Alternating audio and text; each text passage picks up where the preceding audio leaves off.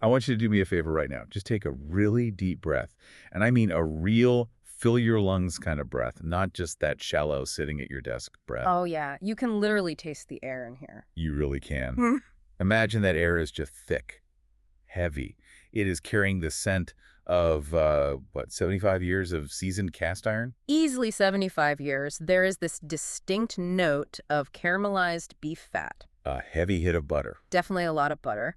And maybe a phantom whiff of cigarette smoke from, like, 1950? Yeah, and right beneath all of that, just the smell of old wood and prairie dust, it is incredible. It's a very specific olfactory footprint, isn't it? I mean, it is the smell of permanence. Yes. You walk in here and your brain instantly registers that this place existed long before you were born, and it fully intends to exist long after you're gone. It smells like history. It does. And frankly, it smells like really, really good cholesterol. It absolutely does. So for everyone joining us on this deep dive today, we are sitting rather comfortably, I might add, in a booth at the legendary Ranchman's Cafe. Also known to the locals and the really faithful regulars as the Ponder Steakhouse. Right here in the heart of Ponder, Texas. And when I say heart, I mean we are in the organ that pumps the blood. Oh, without a doubt. This building is the center of gravity for this entire town. And it is deceptive. If you look at it from the outside, it just looks like a classic Texas roadside joint. Just a little white building. Exactly. But we are actually sitting inside a legitimate piece of architectural history. This is a shotgun-style building constructed way back in 1903. Okay, let's unpack that term for a second, shotgun style, because I feel like people use it all the time, but they don't actually know why. Right. It sounds kind of violent. It is practical, but yeah, the etymology is a bit violent. The folklore is that you could stand at the front door, fire a shotgun, and the pellets would fly straight through the house and out the back door. Without hitting a single wall. Without hitting anything, it's a straight shot. But the design wasn't about ballistics, obviously. It was about thermodynamics. Airflow. Airflow. This is 1903 in Texas. There is absolutely no air conditioning. Which is brutal to even think about. Right. So you build a long, narrow hallway of a building so that when you open the front door and you open the back door, you essentially create a wind tunnel. It pulls the breeze right through the entire structure. Exactly. So while we were enjoying the very nice AC today, this room was actually designed to breathe on its own. Well, right now, the only thing breathing heavily is me, just trying to prepare for what just landed on this table. It is a serious amount of food. We have a spread here that is, frankly, intimidating. I have the T-bone steak, which honestly looks like it came from a dinosaur, not a cow. A very well-fed dinosaur.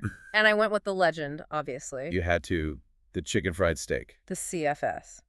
In Texas, this is the holy grail of comfort food. And Ranchman's is basically the temple. Now, I was reading in the source material we pulled for this deep dive, and this is where I need you to put your science hat on, that there is a very specific, almost obsessive methodology to how this piece of meat arrived on your plate. Oh, it is an exact science. Because this isn't just, dip it in flour and throw it in a vat of grease. No, not at all. This is chemistry. So first off, they use round stick. They trim it in-house by hand. Good. And they pound it with a mallet. If you listen closely during the lunch rush here, you can actually hear that rhythm from the kitchen. Just that thump, thump, thump in the background. Exactly. That is mechanical tenderization. They are physically breaking down the connective tissue of the meat.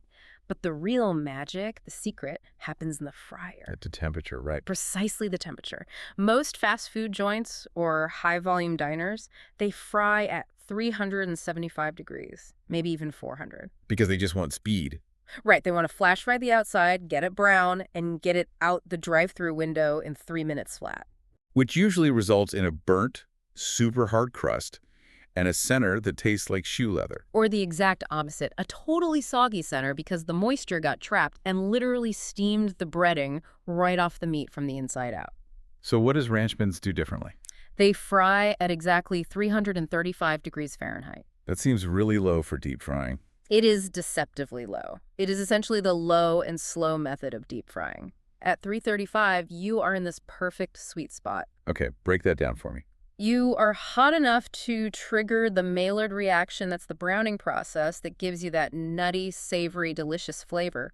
But you aren't so hot that you seize up the muscle fibers of the meat immediately. So you're saying the meat stays relaxed while it cooks? Exactly. It's a gentle bath in the oil. The crust has time to form a rigid structural shell before the meat proteins forcefully contract and squeeze out all their internal juice. So the juice just stays inside that crispy shell. Yes, it is basically a meat pressure cooker. When I cut into this in a few minutes, it shouldn't just be cooked all the way through. It should literally glisten. That is the difference that 40 degrees makes. Just 40 degrees changes the entire molecular structure of the meal. That is fascinating. Physics and chemistry right on a plate. And speaking of physics, we really need to talk about my P-bone, because they don't use an open flame here at all. Nope, there is no charcoal grill out back. No, this is the griddle method. Yeah. And from what I understand, this is a hill that steak purists will gladly die on. Oh, it causes intense debates. When you cook over an open flame, the fat renders out of the meat and it drips away into the fire. Which creates smoke. Right, which is a nice flavor, but you fundamentally lose the fat. And as we know, fat is flavor. Fat is flavor, fat is moisture, fat is life. Here, what they do is slather the steak in butter and then throw it on a flat-top steel griddle. So there's nowhere for the juices to go. Nowhere. They get trapped between the blistering hot metal and the meat itself, so they essentially boil back up into the muscle fibers. It creates almost a confit effect. Exactly. You are searing the steak in its own natural juices, plus a heavy dose of butter. Which completely explains why the smell in here is so intoxicating. We are breathing in vaporized beef fat. It is the perfume of Ponder. The perfume of Ponder. I really like that. We should bottle it and sell it. We'd make a fortune. We really would. And we can't ignore the supporting cast on this table either. We have the reserved baked potato right here. I just love the exclusivity of this side dish. It is the VIP treatment for a tuber. You literally have to call by 3 p.m. to claim one of these. It feels like making a reservation at an exclusive Michelin star restaurant, but you're doing it for a potato. Why is there a strict deadline? It's purely because of the size. I mean, look at that thing. These are massive potatoes. To bake them properly, to get that incredibly fluffy interior without burning the skin to an absolute crisp, it takes hours. So they can't just throw one in the microwave when you order it? Definitely not. It requires serious foresight. If you didn't plan your dinner by mid-afternoon, you simply do not get the potato. It teaches punctuality. And then we have the fries. These aren't those little fast food matchsticks. These are long golden strands. They almost look caramelized. That is the starch turning to sugar. Again, it comes back to that slightly lower frying temperature, which allows the caramelization process to happen much deeper into the potato without burning the outside. Man. And looming at the very end of this meal, we have Francisca Astudillo's famous cobbler. We did order all three, right? Peach, blackberry, and cherry. We are conducting a thorough deep dive. We have to verify all the sources, every single one of them. It is a very tough job, but we're the ones to do it. But look, as much as I want to just sit here, eat this mountain of food, and take a nap, we're actually here for a reason. We have a mission. Yes, we do. For you listening, our goal today is to unpack the entire history of this town. Because as I was going through the stack of research and sources you sent over for this deep dive, I realized something pretty profound. What's that? Ponder, Texas, isn't just some random dot on the map. It reads almost like a Hollywood screenplay of the entire American West. It really does. It checks every single box of the Western mythos, but it is all grounded in real documented history. You have the railroad expansion that literally births the town out of nothing. You have the early pioneer struggles with an unforgiving landscape. You have massive cattle empires.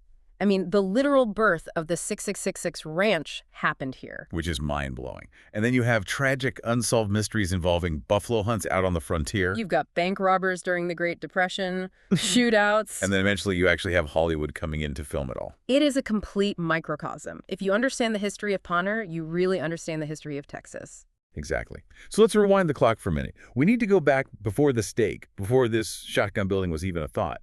Let's go all the way back to 1886. The landscape is completely different back then. There's no highway noise outside, no cars. Just the prairie. Just the vast expanse of the Grand Prairie. And in 1886, the catalyst finally arrives.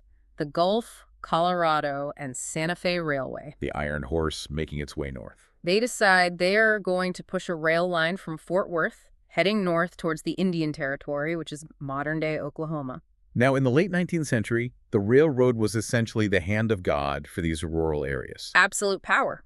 If the railroad touched your land, you became a city. If it bypassed you, you died. Simple as that. And we actually see that exact scenario play out with the neighboring town of Stony, right? Poor Stony. It was established much earlier, was a decent little pioneer community, but the railroad engineers came through, looked at the terrain, saw the incredibly rocky soil, which is why it was named Stony, and they just said, no, thanks. Too hard to lay track on that. Way too hard. So they bypassed the town of Stony by just a few miles, and because of that, Stony slowly faded away, and the new site, what would become Ponder, thrived. So the railroad buys up this chunk of land in what was called the Nathaniel Rudder Survey, Huh?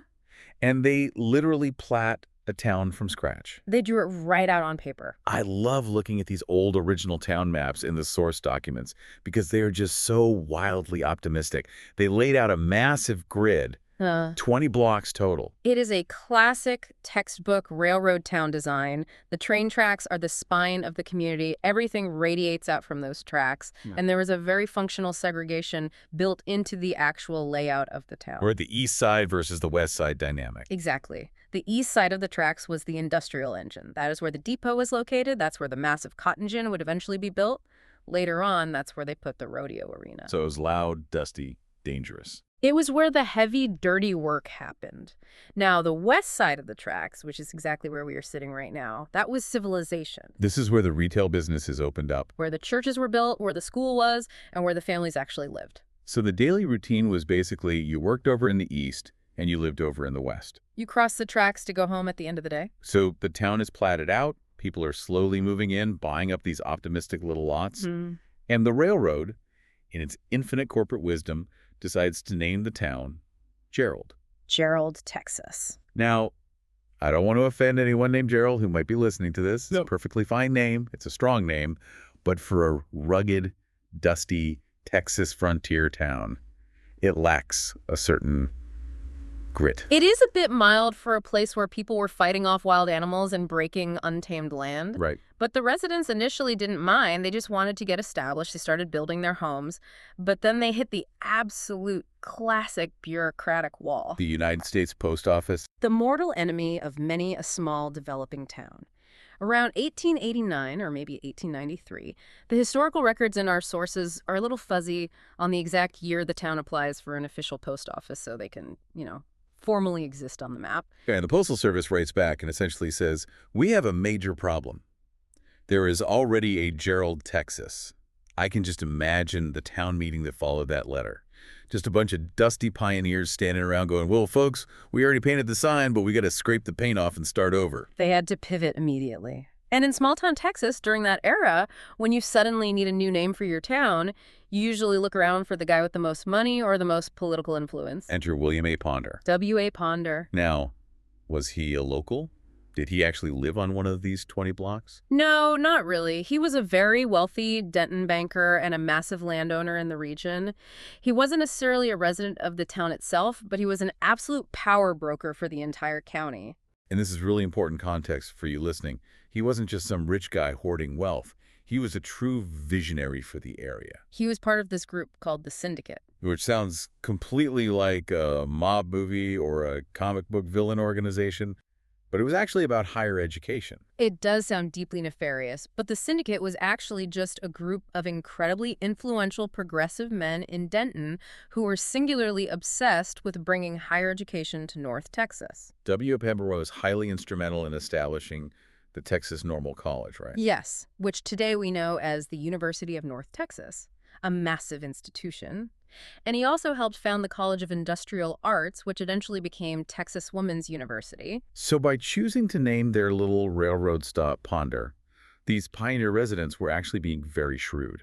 They were directly attaching themselves to regional power. It was a brilliant branding exercise. They were sending a message that said, we aren't just some dusty railroad stop. We are associated with Mr. Ponder, the banker and education pioneer. And the Postal Service approved it. They rubber-stamped it, and Ponder, Texas was officially born.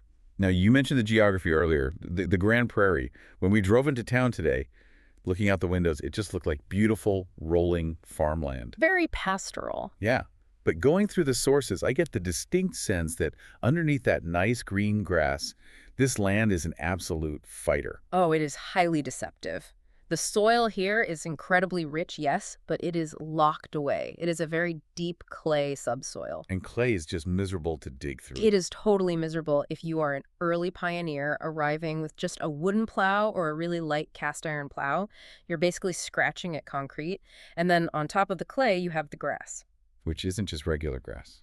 No, this isn't the Kentucky bluegrass you have on your front lawn. This is ancient native prairie grass. The root systems on these plants are thick, they are tangled, and they go feet deep straight into that dense clay. One source described it as being like a woven mat of steel wool underground. That's a perfect description. If you tried to plow this land in 1850, your wooden plow would literally just bounce off the turf.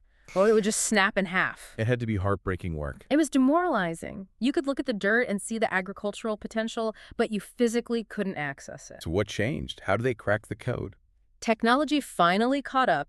The post-Civil War era brought the heavy steel plow to the frontier, the sodbuster. The sodbuster. Once the farmers had forged steel that was heavy and sharp enough to actually slice through those massive root systems and turn over that heavy clay, everything changed practically overnight. It unlocked the vault. It truly did. Between 1890 and 1920, Denton County evolved into an absolute agricultural juggernaut.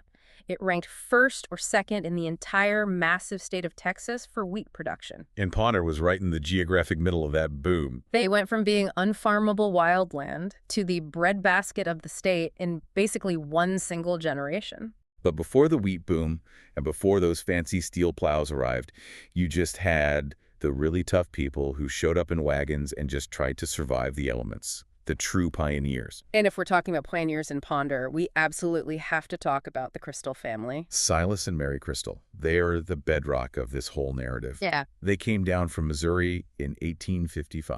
1855. Just try to visualize that for a second. There is no Ponder. There is barely even a Denton, really. There is just empty, sweeping, dangerous space. But Comanche raids were a very real, very constant threat to anyone out here. They were an everyday anxiety. So Silas Crystal arrives, and he buys a cabin, a very rare vertical log cabin, actually from a guy named Robert Vaughn. And Silas just gets straight to work. He's kind of an industrialist in a land that has zero industry. He was a builder. He immediately builds a mill on his property. But not a water mill, an ox-driven mill. Ox-driven. Just think about the sheer labor of that. No steam power, no gasoline engines.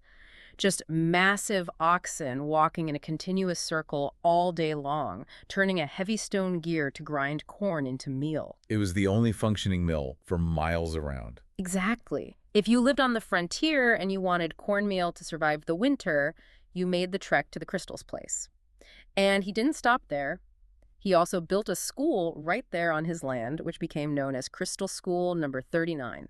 So he is literally feeding the body and the mind of this fledgling community. He is single-handedly building a civilization from scratch. And he didn't come down from Missouri alone, either. The Crystals traveled with a huge extended clan, which importantly included the Burnetts. And if you watch that popular show Yellowstone, or if you just know anything about Texas ranching history, hearing the name Burnett should immediately trigger a siren in your head. Oh, absolutely. Jeremiah and Nancy Burnett, and more importantly, their young son, Samuel Burke Burnett. Burke Burnett, the absolute legend of the West. He was just a young kid when their wagon train arrived in the Ponder area. He literally grew up playing and working on this very dirt. He learned to ride horses and rope cattle right over in Denton Creek. And the story and the sources of how he started his empire, it reads like it's almost too perfectly cinematic to be true history. It is the ultimate classic Texas origin story. The year is 1870. Burke is just 19 years old. Just a teenager. Right. And he manages to scrape together enough money to buy 100 head of cattle. And it just so happened that the specific cattle he purchased carried a very distinct brand on their hide.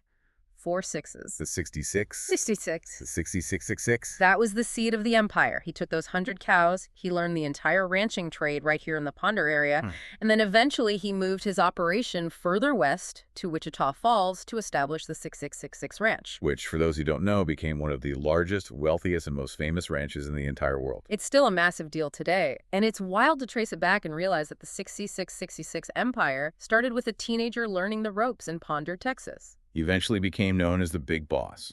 He did. He was famously close friends with the legendary Comanche chief, Quanah Parker. In fact, Quanah actually taught Burke's son how to hunt. He even hosted President Theodore Roosevelt for wolf hunts down in Texas. He rubbed elbows with presidents and chiefs, but it all incubated right here. Ponder was his training ground. But while the Burnetts were clearly destined for glory and wealth, the Crystal family, the ones who brought them here, faced a much, much darker reality. They really did. This story from the sources about the buffalo hunt. Yeah. Honestly, this is the one piece of history that really stuck with me. It is incredibly haunting. It is a quintessential, brutal frontier tragedy. It really strips away the romanticism and reminds us that the stakes out here were literally life and death every single day. Set the scene for us. It's 1862. It is the dead of winter, 1862. Now, the Civil War is actively raging back east, but out here on the Texas prairie, the only war that matters is the war against starvation. The settlement desperately need meat to survive the winter. Right. So Richard Crystal, that's Silas's son, and his brother John, decide to organize a large hunting party. They pack up the wagons and head northwest, up toward the Red River area near where modern Wichita Falls is today. Which, at that time, is highly dangerous, disputed territory. It is the absolute edge of the known map. It's Comanche and Kiowa territory. But they actually find the buffalo. They do. The hunt itself is a massive success. They manage to fill all the wagons with buffalo meat. They have enough food to save the entire settlement. They are packing up, getting ready to make the long trek home. But then they make that one fatal error. The classic trap. Just one more. Yeah. Richard and John spot a lone buffalo wandering down near the riverbed. They decide to separate from the main heavily armed group just to get one last easy kill. So the rest of the hunting party stays back at the wagons and waits. I can just picture the rest of the group waiting by those loaded wagons, watching the sun slowly start to go down, the temperature dropping, getting colder. And getting noticeably quieter. Hours pass. Finally, the group fires their guns up into the air to signal the brothers that it's time to leave. But there's no answer. No answer at all. They shout into the river valley, nothing but the wind. So they finally arm themselves and go looking for them. And this is where the story turns into an early forensic investigation. They hike down into the riverbed where they saw the brothers go. They find tracks in the soft sand. But they aren't just the heavy boot prints of the Crystal brothers. They find moccasin prints mixed in. Lots of moccasin prints in the sand surrounding the boot prints. Which instantly tells them the brothers weren't alone down there. It heavily implies a raiding party had ambushed them. They search up and down the river, but they find absolutely nothing else. No bodies, no horses. Until they find one single piece of physical evidence. The only trace of the brothers ever recovered, a small, torn scrap of a pillowcase caught in the brush. A pillowcase. Out on a buffalo hunt. They had likely brought it from home to use as a makeshift sack to carry dry supplies, or maybe as a liner for their saddlebags. It was just a torn, dirty piece of fabric. But they brought that scrap all the way back to Ponder. They brought it back to the settlement and handed it to Mary Crystal, their mother. She looked at the fabric, she examined the hand stitching on the hem, and she identified it. She had personally sewn that pillowcase. Man, that is just devastating to think about. To have your two grown sons completely vanish into the wilderness, and all you have left of them is a dirty piece of cloth you sewed by the fire. It is horrific. No bodies were ever recovered. No one ever found out exactly what happened. It remains this open, bleeding wound in the town's early history. It really underscores the fact that this land demanded a heavy blood price from the people who tried to tame it. But despite that horrific loss, the Crystal family line did not end there. And this brings us to another fascinating figure in the sources, J.R. Crystal, who went by Jim. Jim Crystal. He is Richard's son, the boy who was left behind when his father vanished on that hunt. He was just a toddler when it happened. Yeah, there. he was tiny. So he ends up being raised by his widowed mother, Emily, and heavily influenced by his quote-unquote uncle, Burke Burnett. So he grows up right in the shadow of that emerging 6666 ranching influence. He does. He naturally becomes a cowboy. He's out there working the rough range, riding horses, rooping. He's living the life his father probably wanted for him. But then history tragically repeats itself in terms of sudden violence. He gets into what the historical sources politely refer to as a shooting scrape. Which is a very quaint 19th century Texas way of saying he got into a violent, potentially lethal gunfight. Right, and he takes a bullet directly in the leg. It completely shatters the bone. And we are talking about the 1880s here. There is no reconstructive surgery. There are no antibiotics. That's it. The country doctor looks at it and they have to amputate the leg just below the knee to save his life from gangrene. Now, let's just pause and think about the reality of that for a second. In that specific era, in that culture, if you are a working cowboy and you lose a leg, your life is effectively over. Oh, your career is absolutely finished. You physically cannot ride a horse safely. You can't wrestle a steer. You are a massive liability on the trail. In most cases, guys like that were destined to become beggars or totally dependent on their relatives for survival. But Jim Crystal just completely refused to accept that narrative for his life. He recovers, he gets a wooden peg leg fitted, and he makes a conscious decision. He says, if I can't use my body to make a living, I'll use my brain. The ultimate pivot. He pivots entirely, he gets involved in civic life, he runs for local office, he becomes the official tax collector for the area. Which takes some serious math skills and organization. Then he climbs even higher and becomes a bank president. But he never actually lost his deep love for livestock and the land. He just had to adapt how he interacted with it. Exactly. He realizes, okay, I can't chase fast-moving, aggressive cows on horseback anymore with a peg leg, but I can easily manage sheep. Because sheep don't run nearly as fast. They are much slower and much more docile. So he establishes a massive operation that he names the Golden Hoof Farm. I love that name. He becomes a premier, highly respected sheep breeder in the state. He becomes a wealthy pillar of the community. It is just an incredible story of grit and resilience. He took this massive, life-altering tragedy and he built a lasting legacy out of it. I really love that progression. Going from a bloody shooting scrape to running the Golden Hoof Farm. So we have the incredibly tough pioneers, we have the tragedy, we have the resilience. Now the timeline moves forward. We move into the early 1900s. The town starts to truly mature. Right. We start to see the rise of actual permanent institutions. Because you can't just have a collection of houses, you need real commerce. A guy named C.N. Skaggs steps up and opens the very first dedicated grocery store in 1893. Which also housed the post office. Right. And then you have H.F. Wakefield. Now, this guy, the sources say he owned 17,000 acres of land. Which is just a mind-boggling amount of real estate for one person to control. It's a small kingdom. And he uses that wealth to start building the critical infrastructure of Ponder. He officially donates a large parcel of land just for the public school. He builds a bunch of rent houses to attract new families. He is laying down the roots. And then we get the ultimate symbol of small-town stability, the bank. The Ponder State Bank. Construction starts in 1908, and it officially gets licensed and opens its doors in 1910. And we have to recognize how important that is. Building a solid brick bank in a town made mostly of wood is a massive statement of intent. It says, we have real capital, we have a heavy steel vault. We aren't packing up the wagons and leaving, we are staying. But, as we know, having a steel vault full of actual cash sitting in a small town in the 1920s and 30s, that turned out to be a serious double-edged sword. It was basically a giant neon beacon for criminals. It absolutely was. Which brings us into the golden age of bank robbery. And I really think modern pop culture tends to heavily romanticize this specific era. We think of glamorous movie stars in sharp fedoras, driving vintage cars. But the historical reality was incredibly messy, desperate, and extremely violent. It was domestic terrorism, really. It was. The agricultural depression of the 1920s hit these rural farming towns incredibly hard. And then that rolled right into the massive economic collapse of the Great Depression. People were starving. So you had these desperate, heavily armed men driving across the state, hitting these small-town banks because they were viewed as incredibly soft targets. They had cash, but they rarely had sophisticated security. And the Texas Bankers Association eventually decided they had suffered enough losses. So they came up with a deterrent policy. That is, well, reading it today, it is genuinely shocking by modern legal standards. You're talking about the Dead Bank Robber Reward Program. Yes, it sounds like a dark joke or something from a spaghetti western, but it was an official, highly publicized policy.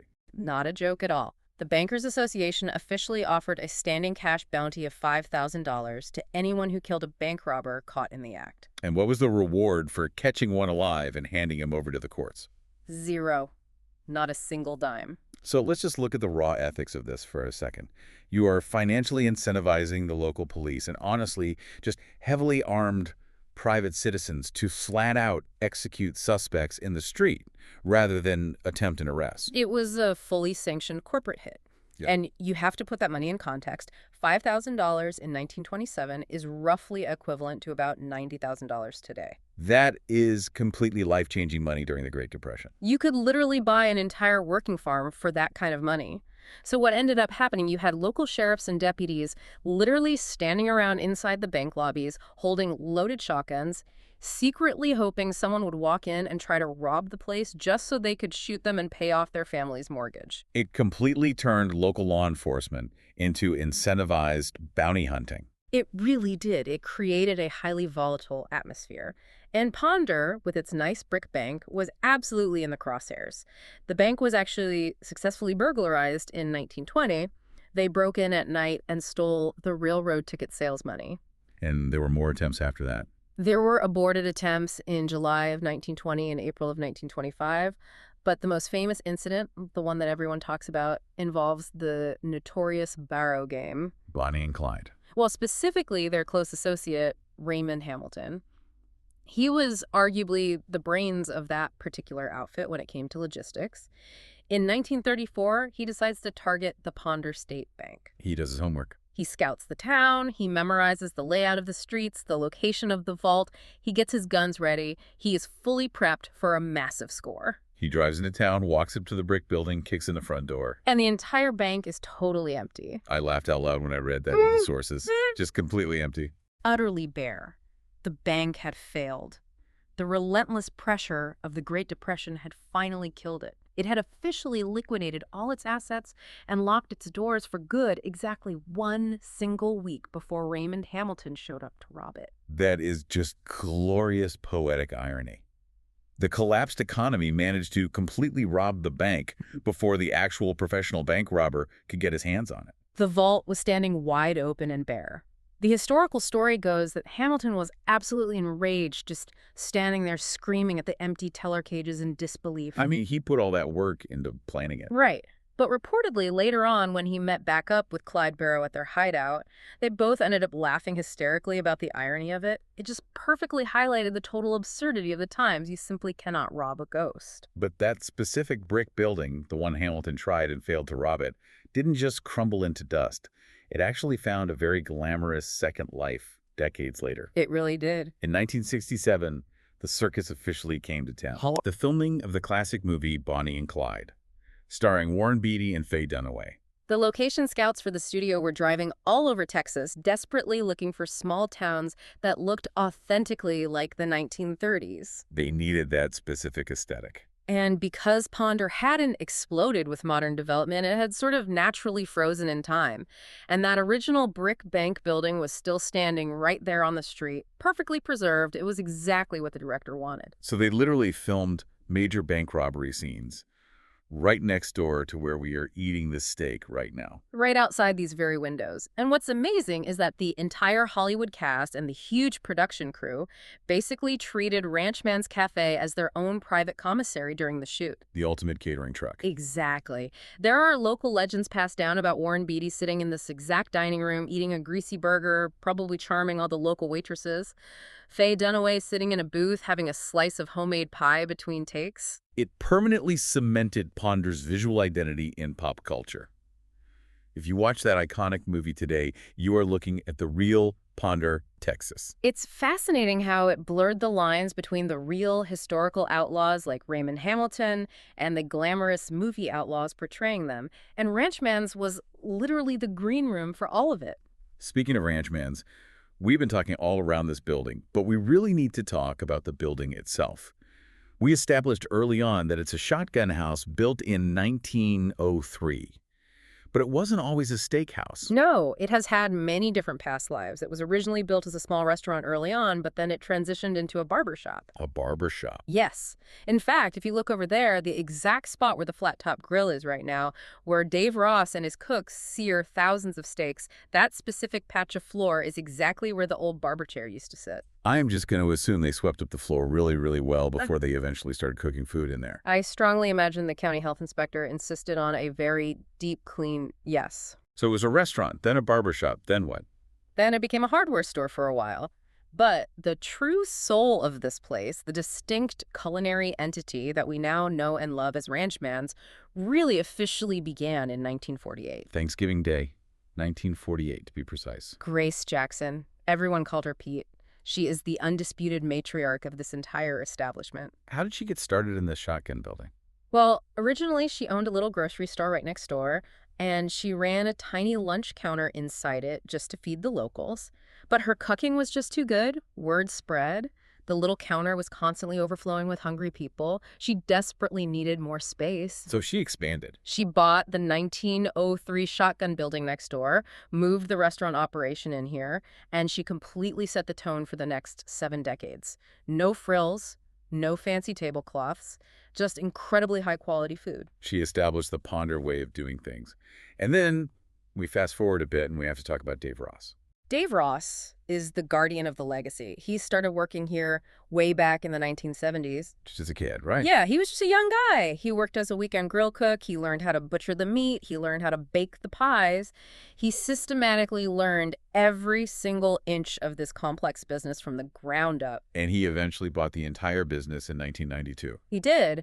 And the most important thing Dave Ross did was that he understood you do not change what already works perfectly. He practiced restraint. Exactly. He is the one who strictly preserved the griddle method for the steaks. He is the one who rigidly kept the deep fryers locked at exactly 335 degrees for the chicken fried steak. He basically acted as a strict museum curator for the food. He kept the original recipes intact, he kept the rustic atmosphere, and thankfully he kept the bell. Ah, yes, the boxing bell. You heard it ring while we were ordering earlier. I felt the vibration in my teeth. It is incredibly, startlingly loud. It really is. It is a literal, heavy-duty boxing ring bell. The sources say Dave actually found it at a random garage sale up in Wisconsin and brought it down here. Now, why a boxing bell? Most restaurants just have a polite little brass dinner chime to signal an order is ready. Because the polite little bell they used to have didn't survive. What happened to it? They originally used a standard, heavy cast iron schoolyard bell. They'd ring it to announce a customer's birthday, or if someone left a really massive tip for the staff. But the story goes that back in 1986, 2 of the waiters got extremely overzealous on a busy Friday night. Oh, no. They both grabbed the thick rope hanging from the bell at the exact same time, yanked down with all their body weight to ring it as loud as they could, and they actually managed to crack the solid cast iron right down the middle. They literally pulled a cast iron bell apart. They completely destroyed it. So Dave Ross looked at the broken pieces and decided he needed something absolutely indestructible moving forward. And a boxing bell is literally designed to be repeatedly hit with a hammer. Exactly. It perfectly fits the chaotic energy in here on a busy weekend. It is loud, it is aggressive, and it is highly celebratory. It definitely wakes you up from your meat coma after eating a T-bone. It really does. Now, shifting gears a bit, we've covered the frontier outlaws, we've covered the Hollywood movies, but there is a massive literary connection to this specific building that absolutely blew my mind when I read the sources. I think I know where you're going with this. I consider myself a pretty avid reader, but I had absolutely no idea about this piece of trivia. You were talking about Larry McMurtry, The absolute giant of Texas literature, the author of Lonesome Dove. which is widely considered possibly the greatest Western novel ever written in American history. And the title of that masterpiece. Yeah. It literally came from right here. It did. McMurtry was a very frequent, regular patron here at Ranchman's. He deeply loved the food, but he also just loved the authentic vibe of the place. He was in here eating one afternoon. Local legend says he might have actually been dining with Peter Bogdanovich, the famous film director, while they were actively scouting locations for the movie The Last Picture Show. So they're sitting right where we are. He's eating his steak, maybe he's looking out the front window at the street, or maybe he's walking through the gravel parking lot after his meal. And he sees a bus drive by. A simple church bus, just passing through the town on the highway, and painted in large letters on the side of that bus were the words, Lonesome Dove Baptist Church. Oh, just sitting right there in plain sight. McMurtry literally saw that specific phrase, Lonesome Dove, and it instantly struck him like lightning. He reportedly thought, that is the most evocative, beautiful, lonely combination of words I have ever heard in my life. And he just filed it away in his brain. He saved it and later used it as the title for his magnum opus. It is truly amazing to think about the butterfly effect of that moment. If that random church bus driver had taken a different route that day, or if McMurtry had been looking down at his menu instead of looking out the window, that iconic book might have been called something completely different. Cowboys of Montana or something generic. Right. It wouldn't have had the same magic. The phrase "lonesome dove" perfectly captures the melancholy soul of that entire book. And that phrase was essentially born right out there in their Ranchman's parking lot. It really paints a vivid picture of this specific restaurant as a cultural crossroads for Texas. Think about the demographic blender that happens in this room. You have rugged, working ranchers in dusty boots sitting in a booth right next to literal Hollywood movie stars, sitting next to Pulitzer Prize-winning authors. It's an incredible mix of people. If you look at the photos on the walls in the hallway, Meatloaf, the massive rock star, actually filmed a music video right here in town. The legendary guitarist Eric Clapton has eaten at these tables. It is the exact spot where the glamorous fantasy of the American West violently collides with the gritty reality of the West. And speaking of the gritty reality of the West, if we are exploring the culture of Ponder, we absolutely cannot ignore the history of the rodeo. The rodeo. Because Ponder wasn't just a place where people stopped to eat. It was a place where people gathered to aggressively compete. The Ponder Rodeo is a fantastic example of pure, unadulterated community spirit. It officially started up in 1939, and the key thing to remember is that it wasn't some slick, corporate-sponsored event. It was basically a giant town barn raising. The local residents built the entire thing with their own hands. Exactly. 3 locals, Chester January, Sidney Ford, and a guy named Dr. Holland. They basically got together one day and just said, we need a rodeo for entertainment. So they physically built the arena themselves using raw lumber right over in the dusty cotton yards on the east side of the track. It was the industrial side of town. And the admission price back then was just a quarter. 25 cents to get in. And the local PTA mothers would sell bags of popcorn in the stands, specifically to raise enough money to actually pay the public school teachers' salaries. That is the ultimate definition of small-town synergy. Everyone pitching in to keep the town afloat. It was beautiful. But then, as always happens, massive outside world events violently interfered again. World War II broke out. And the war effort completely killed the fun back home. It had to. Strict gas rationing meant people from neighboring towns simply couldn't afford the fuel to drive all the way out to Ponder for a rodeo. And strict rubber rationing meant you definitely didn't want to risk wearing out your precious car tires driving down a dirt road. So they were forced to move the rodeo operation down to Denton. Because Denton was the heavily populated county seat, it was much more central, so people didn't have to drive this far. But the people of Ponder fiercely wanted their rodeo back once the war ended. The very second the war ended in 1945, they immediately started planning to bring it back. And by 1946, they didn't just bring it back, they went massive. They built a brand new, sprawling, 3,500-seat rodeo arena right here in town. Okay, let's just pause on the raw math of that for a second. What was the actual official population of Ponder back in 1946? At most, maybe 250 people total. So you have a town of 250 people, and they build an entertainment stadium that holds 14 times the entire population of their town. It's incredible ambition, and the crazy part is, on Saturday nights, it was completely full. 3,500 screaming people descending on this tiny little rural hamlet, the massive clouds of dust, the noise of the animals, the huge traffic jams of trucks. It was absolutely the premier place to be in North Texas. So if it was that wildly successful, what eventually killed it? Civic jealousy, really, or just brutal free market competition. The leaders over in Denton realized, hey, we really liked all the money that rodeo brought in when we hosted it during the war. Oh, I see where this is going. So in 1950, the city of Denton officially launched its own massive, heavily funded rodeo right down the road. They had paved roads, they had large hotels for out-of-towners, and they had way deeper pockets for prize money. They completely split the audience. They did, and tiny little Ponder just financially couldn't compete with the massive county seat. The big fish simply ate the little fish. So the Ponder Rodeo officially folded in 1950. But the culture of it stayed deeply rooted. If you look at Ponder High School today, they are still highly respected for their agriculture and athletic programs. The gritty spirit of the rodeo didn't leave the town, just the physical wooden arena. Which perfectly brings us all the way to the present day. We are sitting here right now, happily stuffing our faces with this incredible food, but we actually came dangerously close to losing this entire place very recently. It was an incredibly close call for Ranchman's. Dave Ross, after decades of pouring his life into this building, finally had to close the doors in 2023. It was just a brutal, perfect storm of bad circumstances. It was. You had his declining personal health, you had the absolutely brutal food cost inflation following the COVID pandemic, and you had a massive labor shortage in the restaurant industry. Dave fought incredibly hard to keep the flat top hot, but eventually, the daily math just did not work anymore. And for a couple of years recently, this famous building, this 1903 historical shotgun house, was completely silent. No loud boxing bell, no sizzling butter on the griddle. It was basically a ghost ship sitting on the side of the highway. But much like Jim Crystal bouncing back from his leg amputation to build a sheep empire, Ranchman somehow found a miraculous second wind. Enter Marty Bryan. Everyone locally knows him as Marty B.